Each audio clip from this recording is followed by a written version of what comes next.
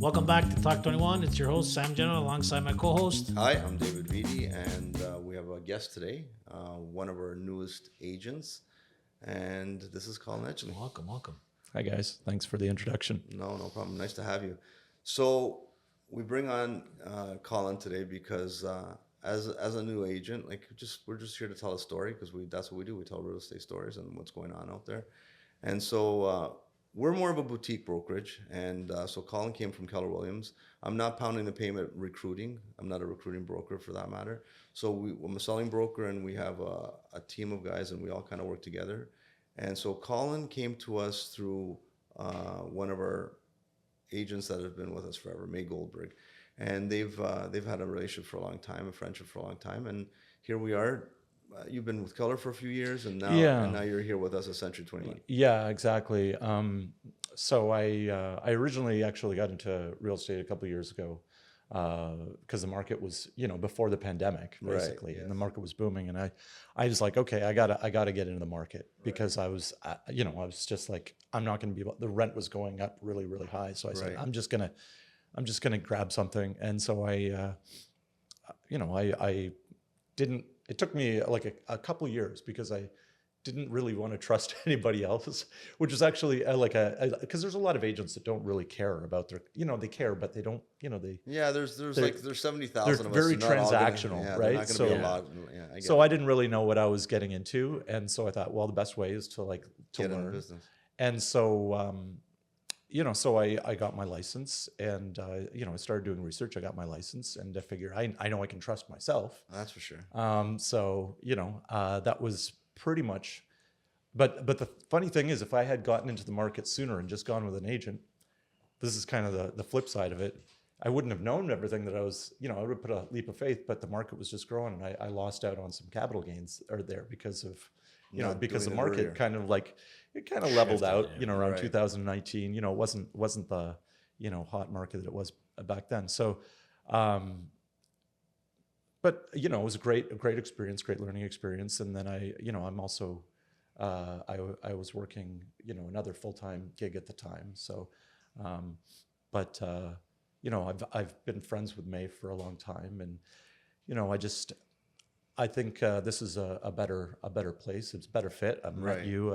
Now I've met you. You seem pretty cool. So, and May's a great person. I figure anywhere that May vouches for is a place that I really. We're happy that that's like a big contributing factor because a lot of times these brokerages you're just a number, right? Yeah. So you're these 300-400 agent offices. They're not. Yeah. There's no hand holding. There's no there's no mentoring really, even though they say there is.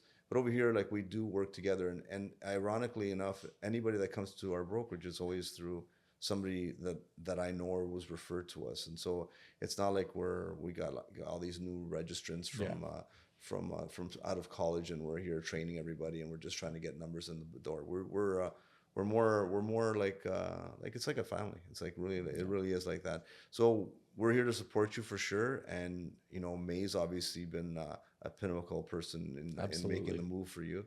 And so it's good to know that you're here. And now we're in a situation where the market's a bit softer. Yep. So it's a bit more of a regrouping time. And I'm just wondering how you feel about that now that you kind of got into the market part-time-ish, and you really want to give it a go, and then the market softened. How does that feel for you? I know we're here to help you with everything, and you're doing some open houses, you're doing some marketing and social media around some of our listings, and you're getting your own stuff going. So there's lots of tools here, but it's still harder. It's still harder. We're all seeing that right now. So what's your take on it? Yeah, and I totally hear you on that. It was funny. I was just taking, at Bold, they have these programs to kind of increase at Keller, they have these programs to kind of increase, your pipeline, your volume, or whatever, however you want to call it, your clientele. And so they had this, I did one of these sessions. It was Bold, and just as we started doing Bold, the pandemic hit. Right. So it was just like, Yeah. So the brakes came on hard. Yeah. So it's kind of been an interesting couple years, I would say. But I really, with and I don't want to delve too much into politics. We just want to kind of, it's more about acting locally and so forth. But I see a lot what's going on right now, and I think I'm optimistic that things are about to change just on the global scale. I think the Russia thing might be winding down, or at least stabilizing, or it's stabilized now. So the entire world economy is kind of, tried to compensate. The unpredictability from south of the border is kind of trying to be mitigated, at least with increased trade relations with other countries. Right. So obviously it's not as easy as just driving across the border to trade your goods, but we're doing, I guess, as an economy, what we can to diversify, and like you would with your portfolio. If your portfolio, you're talking about your portfolio in another episode there. If your portfolio is all in one stock and the stock goes down, what are you going to do? So I think these things are good for Canada in the long run. And I even though it's a little bit of a bumpy period that people are a little bit nervous, what's going to happen, I think things are going to start to stabilize, even though the political situation south of the border, Without saying too many negative things. Yeah, without saying it too much. It. Well, it's just a little volatile as an economy, 100%. right? So, it's even, and now the tariffs have been, Supreme Court said, you can't do those tariffs without Congress approval. So, that's invariably going to help, with our trade, and increase our economy and everything. So I'm optimistic about that, and that'll help our economy and Well, I hope you're right. Like, I mean, that we can't go much lower. I don't think. What's your take on it, Sam? Yeah, I mean, I agree. I mean, I think the whole Kuzma thing's a big deal too, right? If we lose that, I don't know. So I mean, I don't get too much into the politics, but I mean, well, do you think we need to get into politics? Like, do realtors have to really get into politics now? I mean, I think they play a huge factor. I mean, we see what's Yeah. happening in the world, right? Like, this is stuff we haven't seen for a very long time. And what about the word tariff? Do you think tariff affects real estate directly?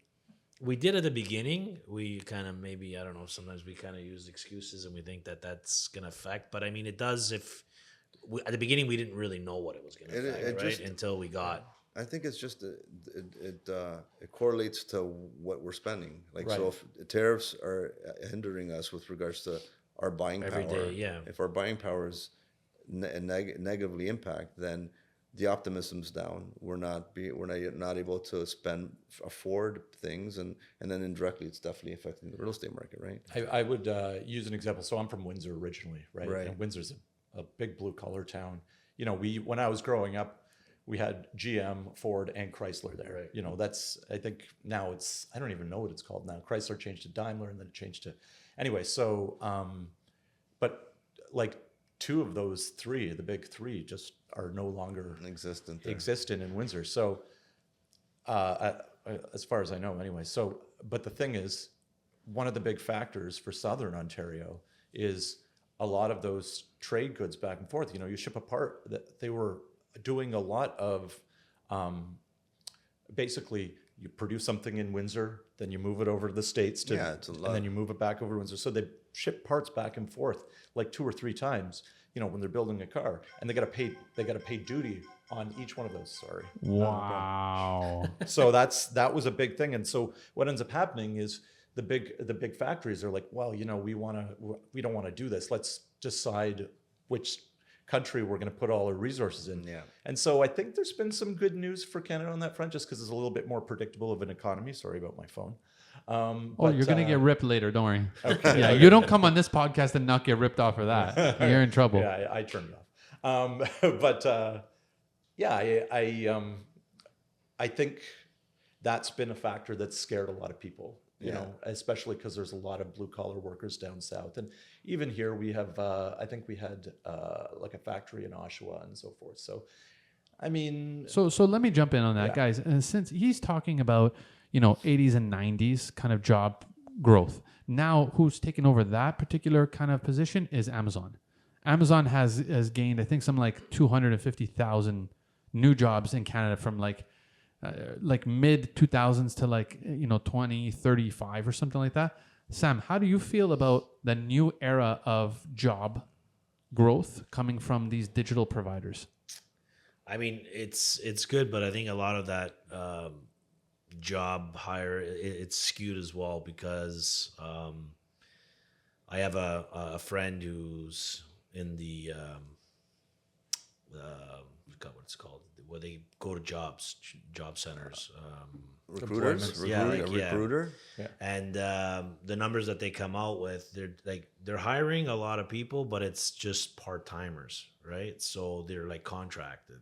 I also heard that I think Amazon, quote me if I'm wrong, but didn't they like get rid of a whole bunch of staff? I think there was a cutback. Yeah, I thought that's what I heard too. 30,000 employees. I don't know. I'm not exactly sure, but I think I'm not sure if it was Amazon, but I think that like it's kind of what's going on. A lot of people are cutting back for sure. These big companies that have historically been hiring and giving all this these people a job and employment now seem to be cutting back. Yeah, AI is big. So AI was just brought up. So Dave, I'm going to start with you on this one. Do you think AI is at the forefront of changing the whole dynamics of the real estate market? I think so. Yeah, I mean, not only the real estate market. I mean, everything in general, like the technology. So it's like evolution. Like we're evolving as a society. People working in this country, we're all evolving. So my thoughts are, here in Canada, if like manufacturing is going away because it's going offshore, and these tariffs are impacting us in a negative way. We have to evolve. So now we got AI, we have Amazon, we got Uber drivers. So instead of working in a factory and an assembly line, you're driving an Uber vehicle, or you're working at Amazon. So what I'm saying is, we're evolving, and when we evolve, if we don't advance for the better of the people, we're going to be in a predicament. And that's where there's a pivotal change going on right now in the world, and more specifically here in Canada. And we hope that in the next few years, we're going to come ahead, and we're going to pivot in a positive manner. Because if it gets any worse, we're going to be in a real big bind here. Yeah. And so with that being said, you hear people talk about getting away, like, people getting their Italian citizenships, Portuguese citizenships, just in case we have to flee. This is horrible mentality. But people are worried, right? So it's as I say, it's scary, right? When the entire economy is changing, nobody knows what's going to happen. Yeah. And I think that's maybe affected the market a little bit. They don't, like you were saying, people are like, oh, maybe I'll, move to Portugal or whatever, right?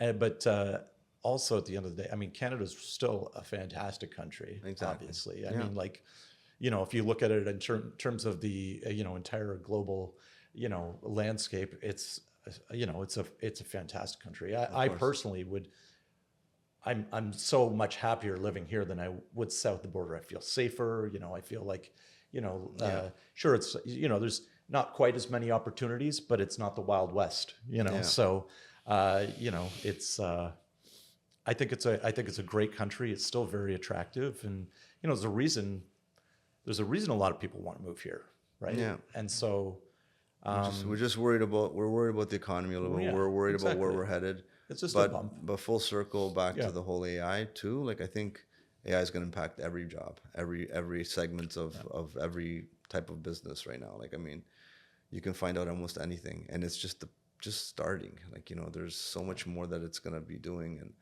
and it's going to take over jobs for sure. We'll end this podcast by saying this, Dave.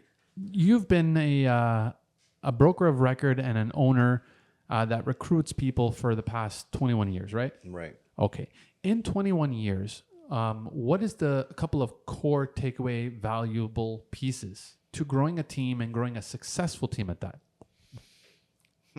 So, I mean, it's just like hard. Nothing's easy. It's a lot of hard work. For sure. And it's literally being honest and being, how do I say it? Like, being true to yourself and being true to people that you work with. That's how I see it. Like, you just got to be honest, because you're only going to do well if you're going to be your own person, and it's going to make your life so much easier. Like, so you're not going to try to change to be more successful. You're going to do the right things to be successful, but you're not going to be the core of who you are is not going to change. So if you can be yourself and be like genuine with people, I think that's going to be the goal. Like, and so working hard and being genuine and really taking care of people and keeping their interests at heart, and the money will come, and the bodies of agents working for us have come, and we've been around for this long because we've done the right things. Like, and this is a little bit of a glitch, and it's definitely a slowdown. It's a bit of a reset, and like getting back to you, Colin, like a newer agent coming in really with a lot of stumbling blocks, and then it started to peak again, and this is a good time to learn good habits and learn from good people who have done really well in this business. And I think you're gonna have a prosperous future here. Within real estate, whether it's here or not, hopefully you stay here forever. But we're here for you guys, and we've been here for 21 years, so we're doing something right. Yeah. And I guess one more fundamental piece. We'll get to you last. Sure. But Sam, you've been part of this brokerage for how long? For how long? Since I got my license in 2010, so 16 years. Okay. And how has it been to work under the C21 Fine Living Realty umbrella? Dude, Not looking at Dave right in front of you. Should I tell him the truth? Tell him the truth. Yeah. Here it comes. An exclusive about C21. Listen, Talk 21. When I did my interviews back in 2010, I went to the Dave Century 21. Obviously, I can't even remember Remax, whatever it was. And for me, the type of person I am is just I needed to find a place where I could connect with the right people. So it wasn't really Century 21 that I wanted to be a part of, but it was meeting Dave. Dave had a little bit of a connection. He worked with my sister as well, and she actually said, you should see. I think your personalities would work out great. And then when I met Dave, it was just like I felt like I'd known him for a long time, and then we became like very, very close. And I consider him one of my like better friends. And Thank you, Sam. our families know each other and kids and stuff. So it's for me, it's always been about the relationship and. And it's sincere with you because you've been with him for a decade. Yeah. Right? And more than a decade, really. Yeah.